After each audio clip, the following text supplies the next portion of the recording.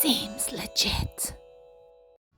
Hi guys, and welcome back to my channel. Today I am showing you how I'm making these adorable little Christmas pajamas. So I don't show you the embroidery because I have a million videos on how to put embroidery on a shirt. But I am showing you how I kind of bulk sew some Christmas shorts. This is just a normal kids shorts pattern. You don't have to do anything fabulous. You can make them shorter if you want to save on fabric. Just depends. But I show you how I'm kind of bulk sewing these. So if you'd like to see how to do that, please stay tuned. Alright, so I've got a couple of pairs cut. So I need 2 in this size and 1 in the bigger size. So I'm just going to do all of these. So these are the backs and these are the fronts. You can always tell because this is the front because it's less deep than the back because you've got to fit your butt. So we can just have piles.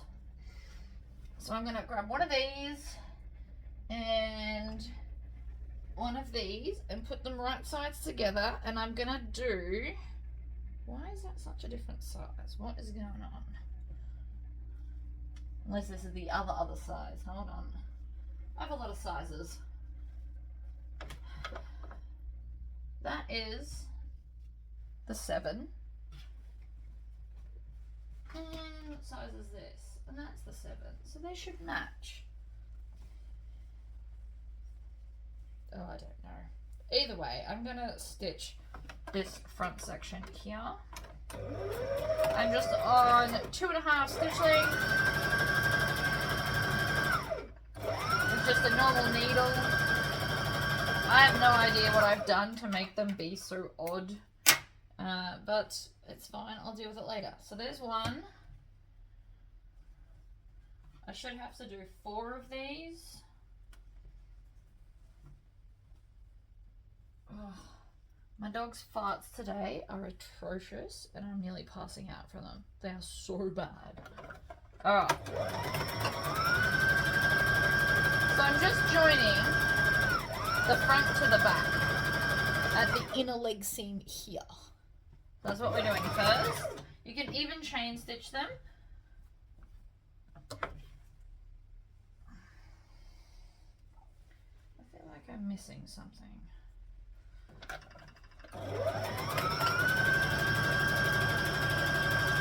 I love a good chain stitch.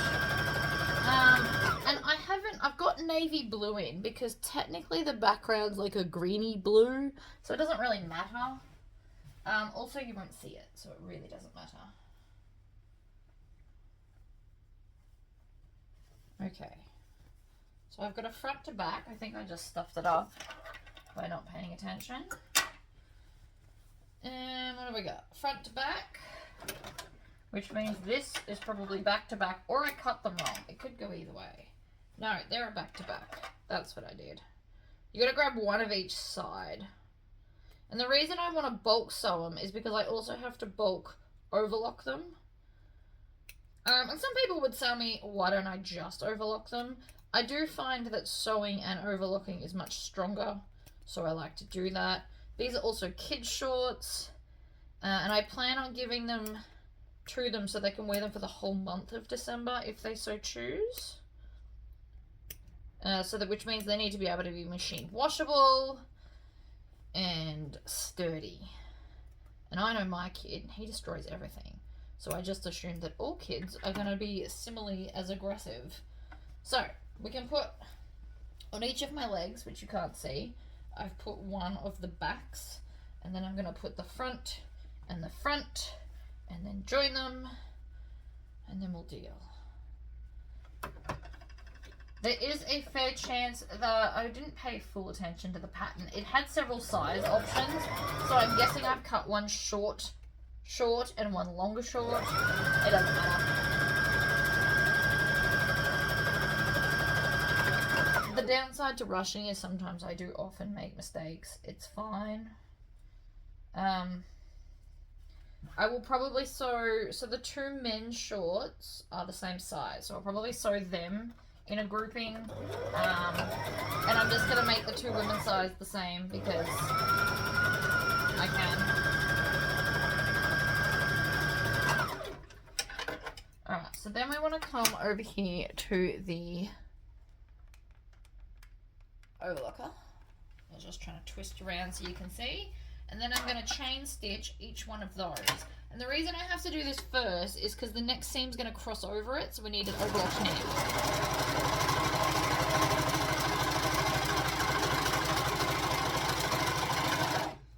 So that's 1.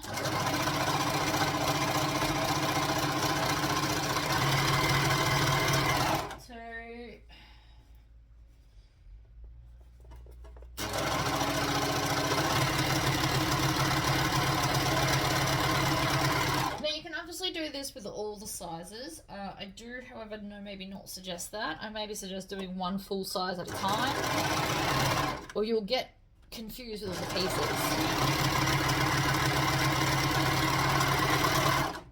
Alright, then chop them apart.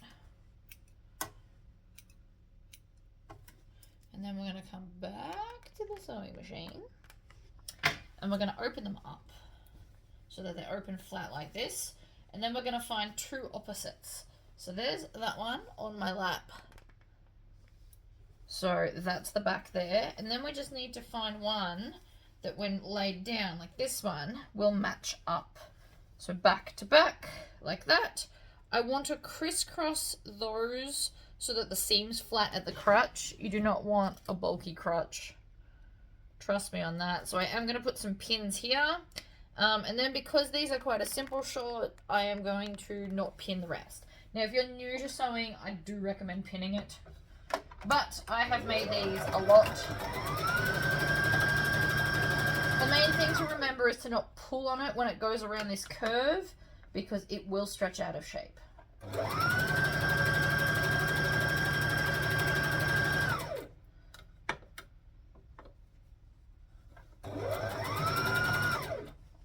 Alright, and then I'm going to come up here, join that, fiddle with it till it sits even, and off we go.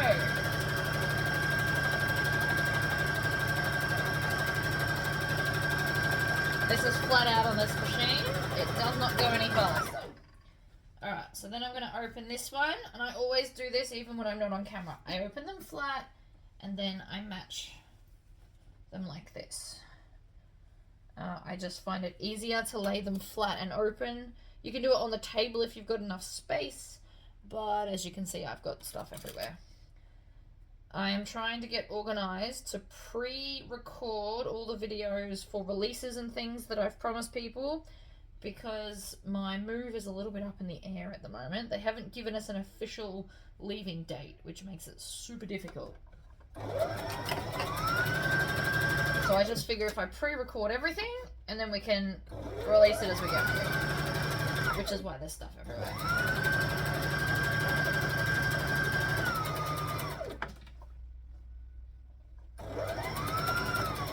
Over the bumps, and then stop with your needle down, and then I'm going to match up the back like that.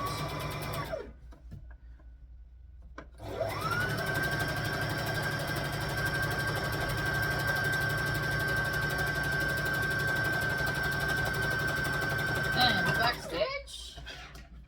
Okay, so that is now those joined. You want to pull the pins out, because if we run over pins, we're going to have problems.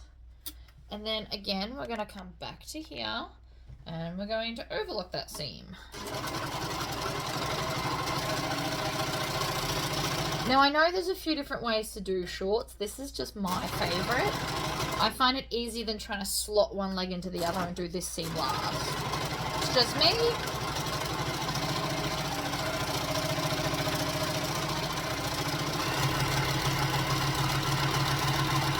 One.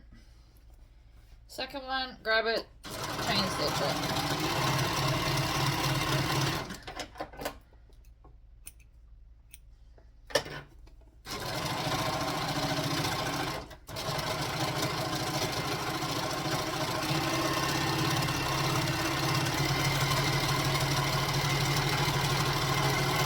Now I haven't cut my elastic yet because I haven't actually gone to the shop to get it, but that's fine. So now if you hold it like this, they kind of look like shorts, kind of.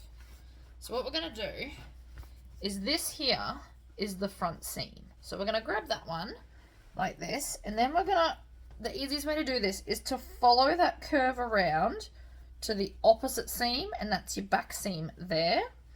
And then we're going to join it like that, and they become basically shorts. So now we're going to go back to the sewing machine, join the sides like this, and stitch.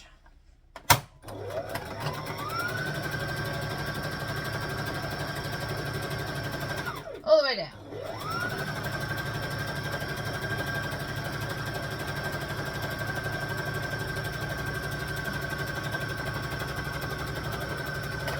The great thing about quilting cotton is that it's not very slippery, so you don't have to put a lot of effort into sewing and moving stuff. It will, generally speaking, stick to itself, so you don't really need pins for the most part. Now, if you're super new to sewing and or you're very paranoid that it will move, you can of course use pins. It doesn't matter, it just takes a little bit longer.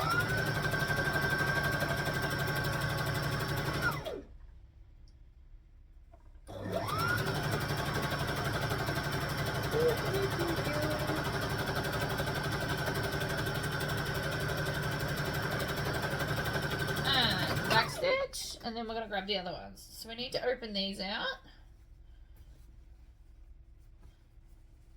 Alright. So you want to follow that curve line and bring the front and the back together. So that curve line is your crutch, which means front and back like that, and then just bring them out, and then they suddenly turn into shorts. If you want to put pockets, you put them on this edge, so you could do that now, but they're jammy shorts, and I've decided I'm not doing pockets because it's a lot of extra effort, and they'll all grow out of them after this year, so they don't need they don't need pockets. I'm not sure if they plan on wearing them for the whole month or if they just wear them for the week of Christmas.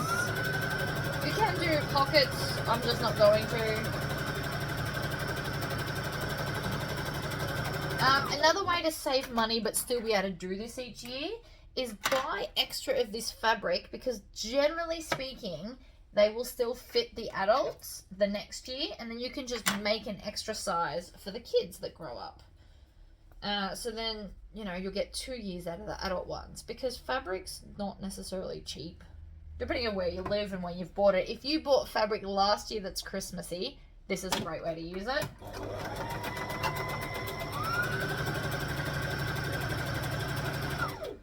But it really just depends on what you want to do. But you could just buy some extra and make extra sizes.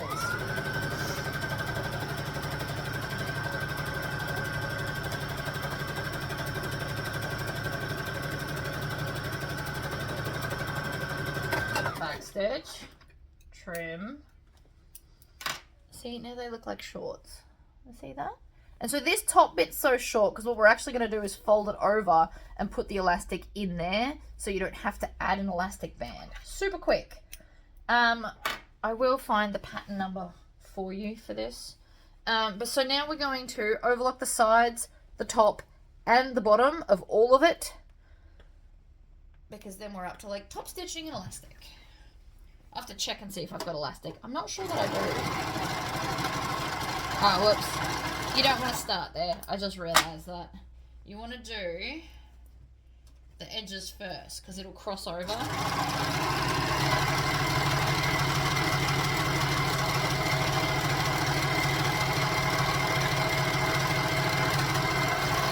Also, and especially for kids' shorts, you want to put a tag at the back.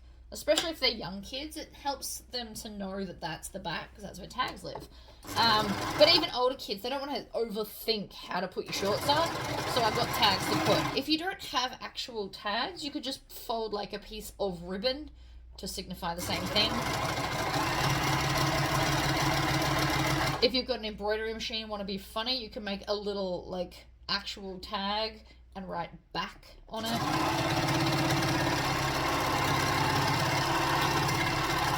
Whichever way you want to do it. We also want to overlock around the legs. Now, if you don't have an overlock light, you can of course zigzag, And if you don't have an overlocker, you can actually just double fold the legs over like this, and then you wouldn't have a raw edge, so you could skip this bit. Now here's where I'm just going to chop off that excess, like so, veer off so it looks like it all straightens out, and voila, one leg. And that is literally how I deal with that problem of, I don't know what happened, but it's the wrong size. So you can even start there if you want to.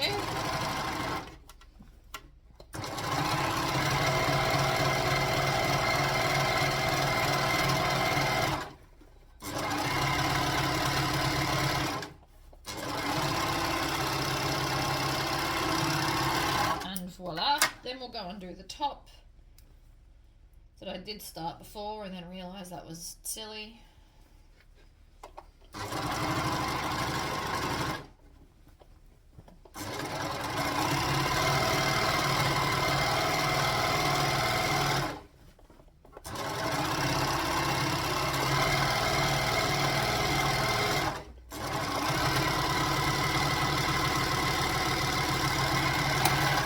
Okay, so that's one. I know it looks like I'm hurting through them, but I do have 8 of these to make, and shorts are fairly simple. That's why I picked it. It's also why I'm not making the t-shirts.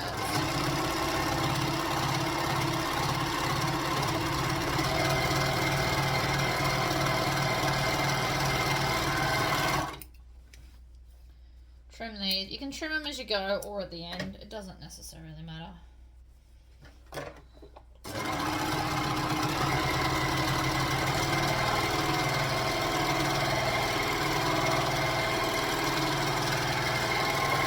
My hands aren't pushing or pulling any of that fabric, it's just kind of guiding it, and this one is to make sure that nothing tucks under and gets chewed up while we're at it, because that would be bad.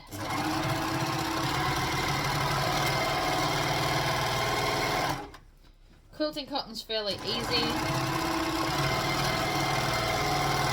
You could, of course, make satin like boxer short type things for everyone. I know Spotlight got Christmas satin in this year.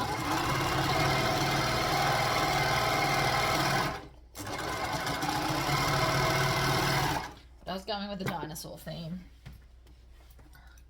Alright, trim that, and then we're going to do the legs. So this is the one I have to veer off. So you can veer off this way as well if you need to. Takes a little bit more patience, I guess. But it all works out in the end.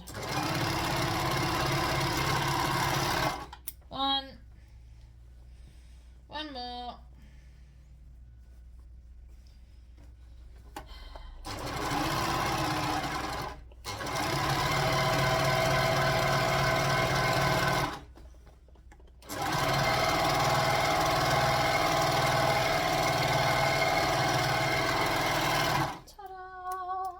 Look at us go. Right, so we now have 2 basically looking like pairs of short shorts.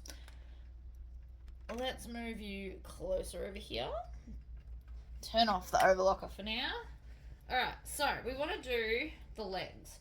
I like to do them inside out like this, so I can see where I'm stitching. And we're going to stitch, back stitch. I like to just turn up a chunk. I've got this down to a fairly fine art of turning it under, but you can iron it to make it look, you know, to get it all even. You can iron it. That would also work.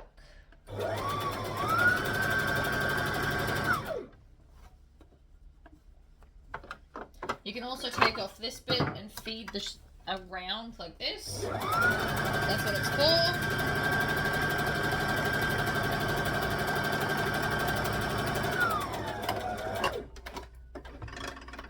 And then trim there and there, and that's one leg beautifully hemmed.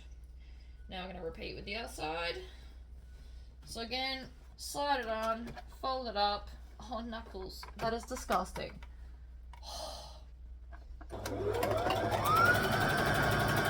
Now I can do this this so efficiently because I have done this a lot. I've made a lot of shorts, hemmed a lot of things.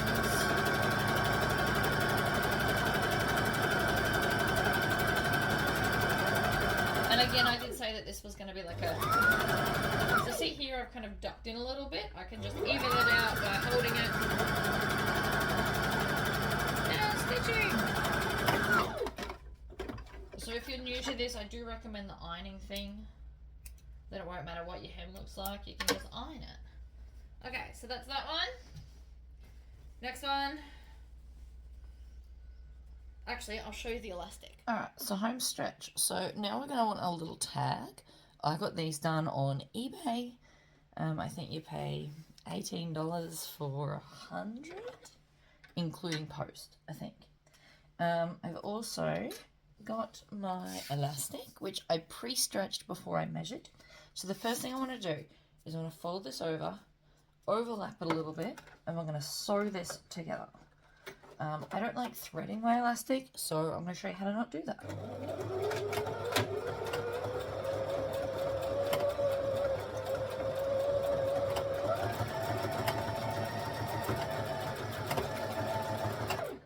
So the way I do that is not at all neat. I will show you up close.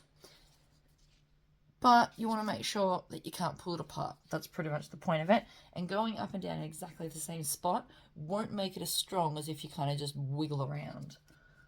So, now I'm going to look into the pants, and the side that's deeper is the back. So here's the back. So we're going to start at the center back, and I'm just going to lay it over here. And then I'm going to grab my loop, lay that there, fold it over. So you want to have, I don't know, about 1/4 of an inch past the elastic. So there's the elastic ending there, and then I've just got this little extra bit. And the reason we start at center back is because then you remember to put your tag in. You do it all in the first step, and then there's no dramas. So needle down, stitch, back stitch. Stop with the needle down, roll the pants around like this. Again, tuck it under.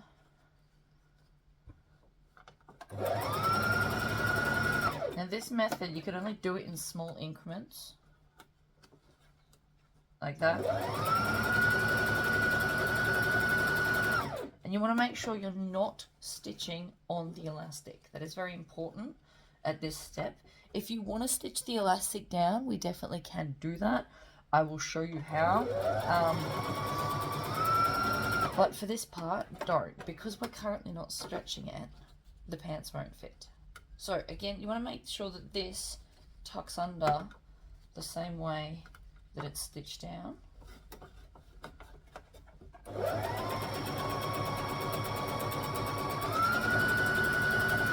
And you can, of course, pin this. Just realize that it will gather on you while you're trying to pin it. Because I've got this much fabric and that much elastic. So now that I'm here, I'm going to start gathering it against the part I've already done so that it will sit flat for while I'm trying to stitch it down. Which again is why we do not stitch on the elastic. Now if you want to, you can also pull like this and stitch it. I find this harder, but you can do it that way if you prefer. I prefer to just gather it around the pants so that this section's as flat as you can get it. And then this last little bit I will pull.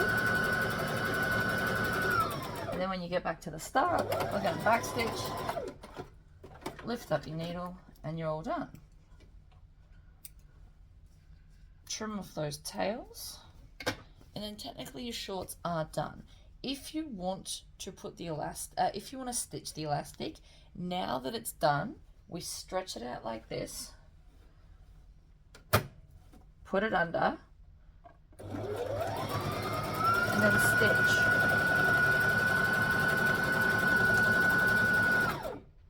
And then we're going to stop. We're going to readjust. We're going to pull it so it's as tight as it can be, and then stitch.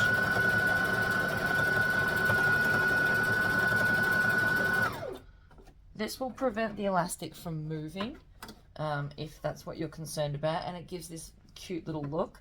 But you absolutely have to stretch the whole lot.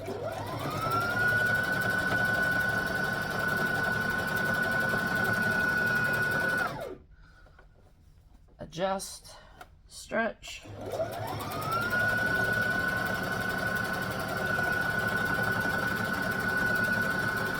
And the reason some people do this is because if you bought roll, like elastic that's not called non-roll elastic, it can roll around. Whereas now I've stitched it down, it can't go anywhere.